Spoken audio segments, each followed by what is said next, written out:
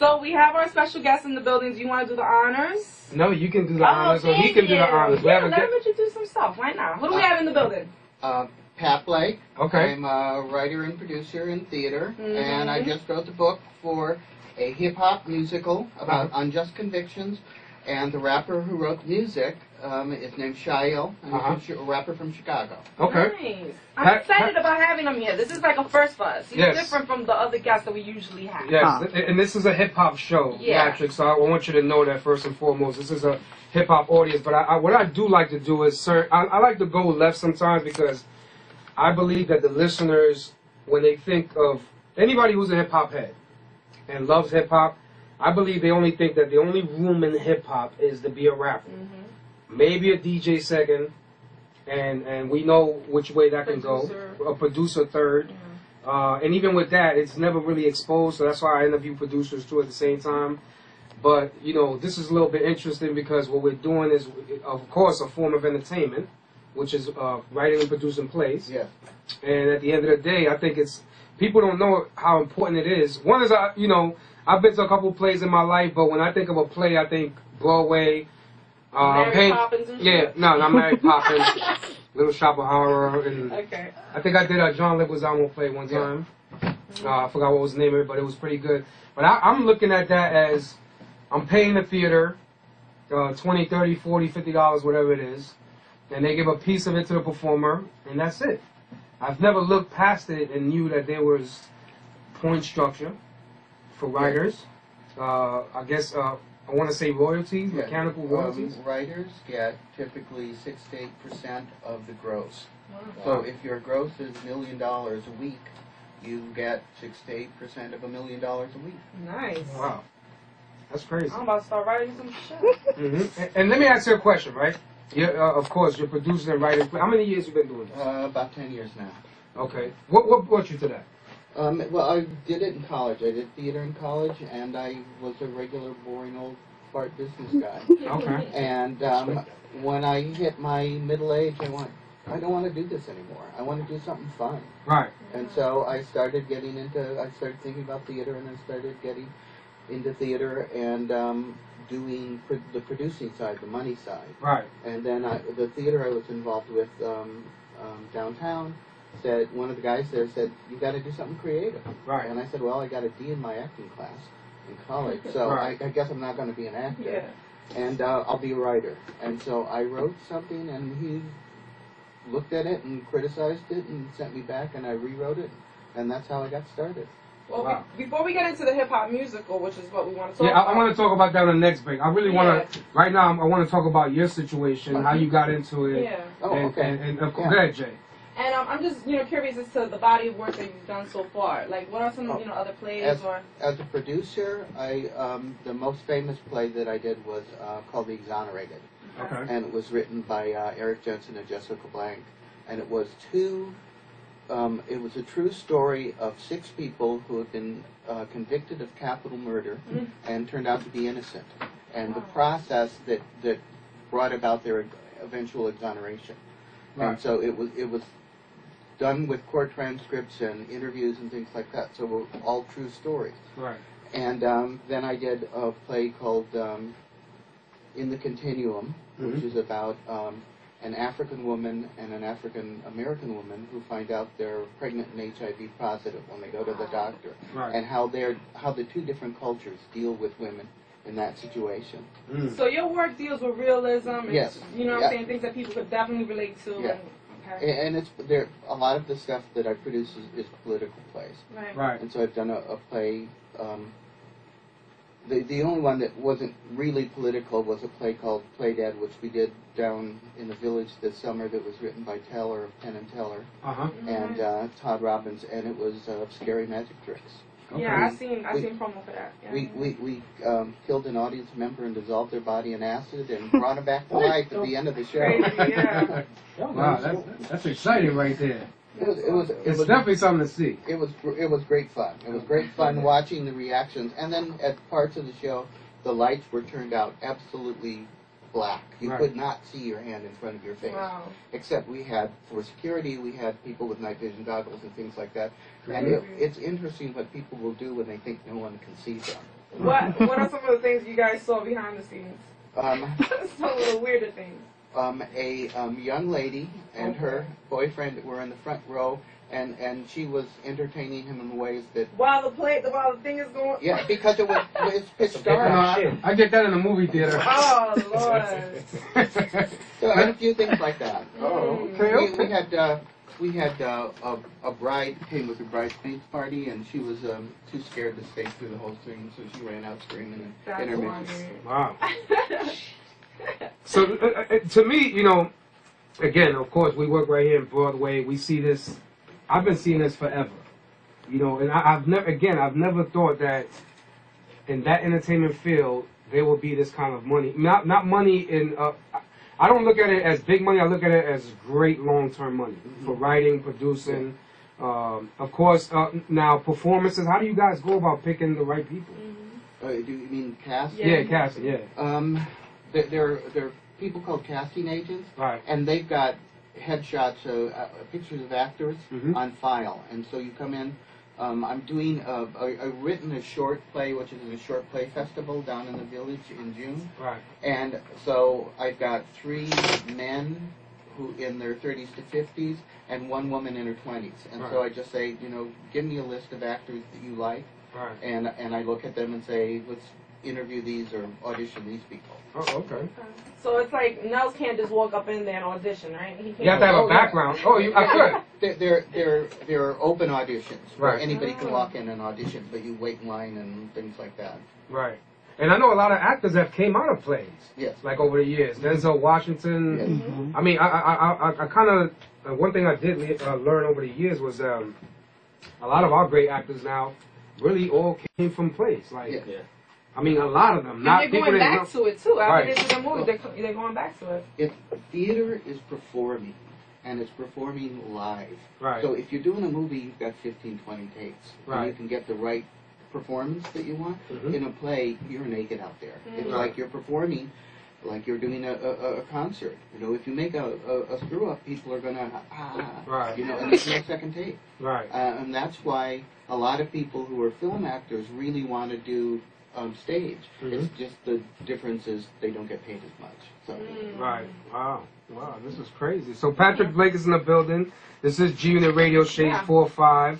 Of course, you know, I got to let people know that there's other forms of entertainment out there they can dabble in and pretty much, it's an experience to me, you know what I'm saying? Especially even meeting you through my friend Donna. I was like, nah, you got to know about these things because, you know, there's a whole another animal going on over there that I've never knew about. So this is very big for me having Pat. And hip hop is tapping into it. So, yes, you know, I just went to a reading of a new play that's using Tupac's lyrics. For real? And people have written beats and music to go under it, but it tells a story about people in the neighborhood and the trials and tribulations of living there day to day. And it's all Tupac's lyrics from top to bottom. It's all Tupac's lyrics, yes. Every performer is saying something from Tupac. That's dope. That's crazy. That's kind of ill. I gotta see that. I definitely gotta see that. All right, so when we come, you just tuning in. You know, my guy right here produces a lot of plays in the New York City and tri-state area. And let me ask you something. I'm somebody who's listening right now. We just we gave a long segment about a piece of, you know, what they can profit and you know, between finances and just the avenues of going into that territory. How does somebody a scriptwriter or somebody who has a great story can reach out to a producer like you and say, hey, I would like for you to read my play? Just like the way in music, people want to send us demos. What you can do What's the process of is there's a great organization called the Dramatist Guild, and that's a union almost, but not quite, for playwrights. Okay. And you join that, and there's different levels of membership. So if you've got something that's been produced, you're at one level, and if you're just starting out, you're at another level. But they give you a great little booklet that lists every contest, every festival for playwrights, all the producers in New York and around the country that do new plays, and you can just join that and get that information from them. Right. And it's a good it's a good group because they look out for playwrights' rights. Right. Okay. Okay. So now, we earlier in the last break we talked about the play you said that you know about, which is the Tupac. Yeah. I guess. Go ahead, say it again. It's called Holler If You Can Hear Me, and the people who are involved in it did a reading for industry people, for other producers and directors and things like that. And so we all went to a little studio and listened to it. And it's Tupac's lyrics, and other people have written beats to fit the story. Right. So the whole play, the whole entire content would be Tupac's lyrics from top to bottom. Curses and all? Yeah, well, yeah, curses and all. Okay. Wow. And except that because it's a musical play, there's dialogue in between. And so the idea of... I hope they don't hit 'em up. The idea of a song in a musical is when the character is so full of emotion that they can't talk. You know, like they're so angry or so in love or so something, so emotional that they can't talk, and so they break into song. And that's when in the play that I wrote the book for.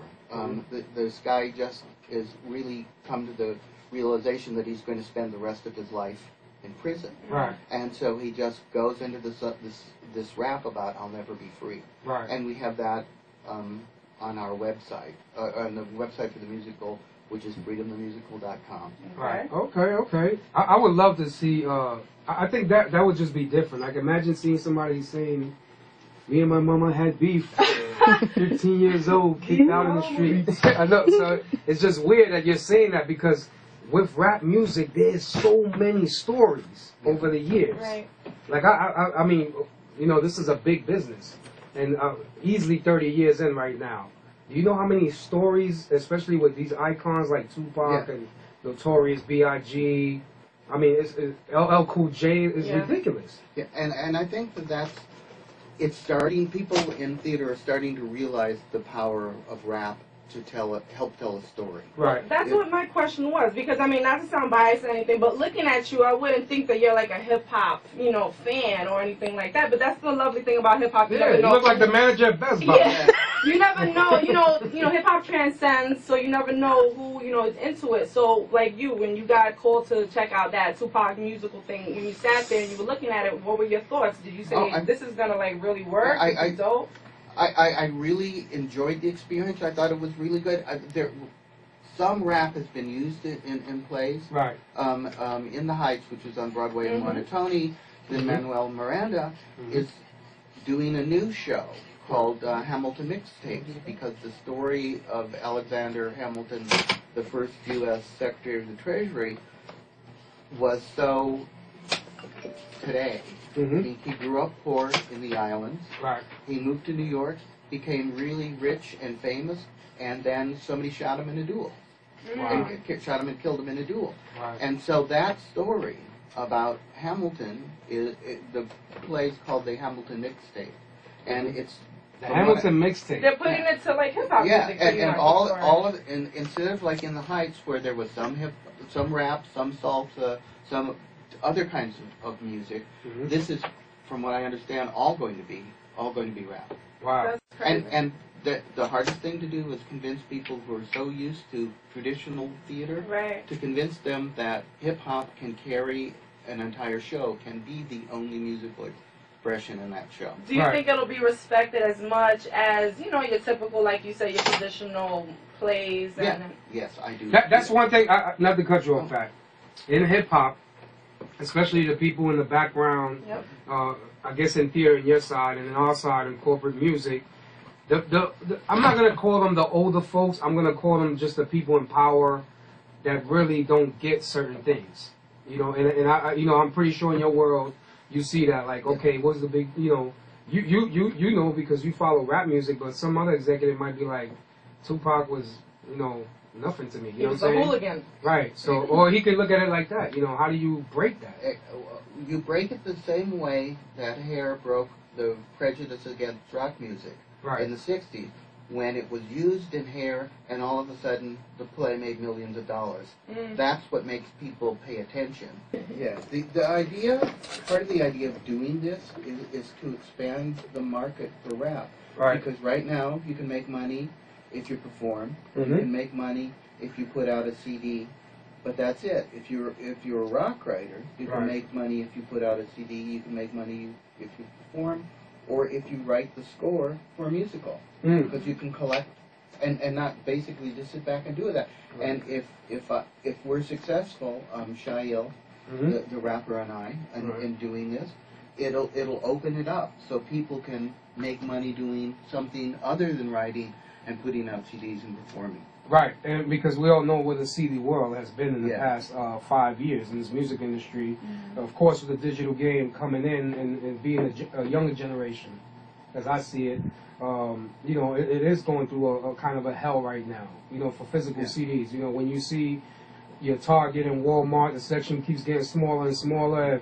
I just saw some at Walmart where I can bring my old DVDs and turn them into a digital file.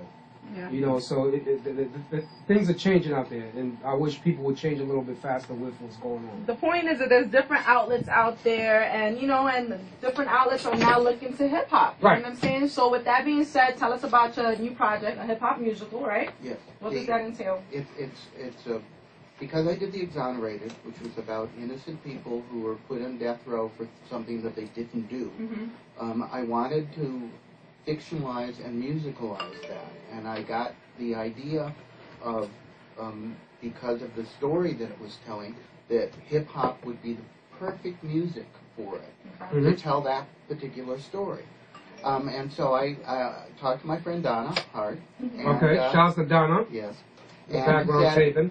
Said, I don't know people in the industry, and could you hook me up with somebody who could do it? But it's difficult because the model now is you write your music about you and you perform it. Right. And so this is a different model, which is you write music that a particular character would sing. Right. So we've got, in the play, there's a brother and a sister, a white cop and a black cop, and the leader of the people who are in prison.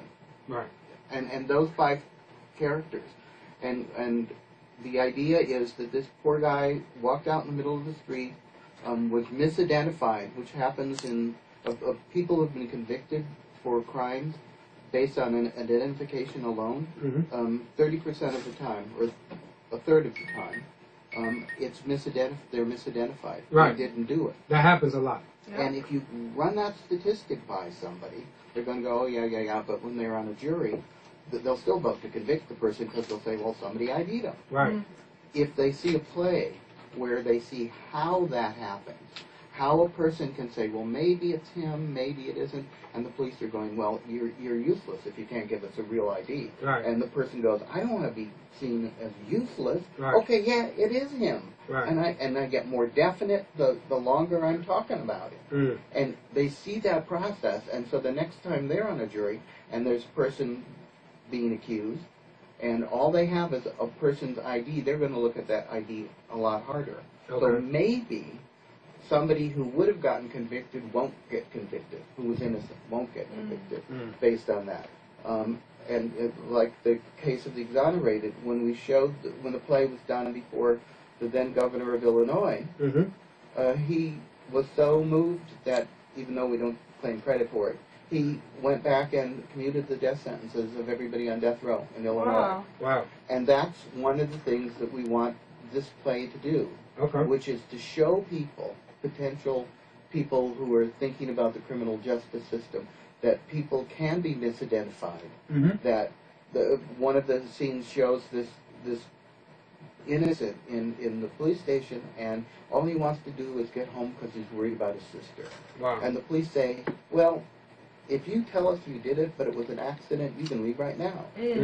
And he says, okay, I'll sign the confession. And he does, and then they use that confession to convict him. And most people, when you say the person confessed, they're going to go, well, if I was innocent, I would never confess. But if you show them how that can happen, when they're looking at it in a jury situation, they're going to say, well, maybe he's right. Maybe he didn't confess. Maybe something like that. And if we get one innocent person not convicted who would have been convicted because somebody saw the show, then I will be happy. Yeah, Okay. Be happy. And